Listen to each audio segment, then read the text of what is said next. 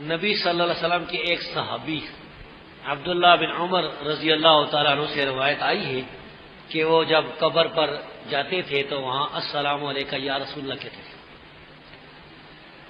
یہ بالکل اسی طرح دعا ہے جس طرح آپ قبرستان پر جاتے ہیں جو کہتے ہیں السلام علیکم یا اہل القبور. تو یہ جائز ہے لیکن حجرے کے باہر نہیں. جب اس حجرے کی چابی دروازہ کھول کر اندر قبر کے پاس چلے جائیں تو یہ کہنا جائز ہے. باہر جائز نہیں, باہر کوئی ثبوت نہیں کسی سے بھی. بہتر یہی ہے کہ قبر کے پاس جا کر بھی اور باہر بھی آپ نبی صلی اللہ علیہ وسلم پر درود پڑھیں, کیونکہ صحیح حدیث سے ثابت ہے کہ آپ نے فرمایا اللہ کے فرشتے زمینیں پھرتے ہیں مجھے میری امت کی طرف سے درود پہنچاتے ہیں. ان للہ ملائکۃ سیاحین فی الارض.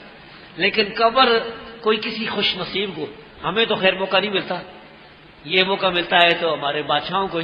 تو قبر پر کوئی آدمی چلا جائے دروازہ کھول کر اندر قبر کے پاس تو پھر ادھر السلام علیکم کہہ سکتا ہے, لیکن عقیدہ یہ رکھے کہ نبی صلی اللہ علیہ وسلم کوئی سوند نہیں رہی, اللہ کے رسول صلی اللہ علیہ وسلم کو یہ کوئی پتہ نہیں ہے, کوئی سن نہیں رہی, یہ عقیدہ رکھے.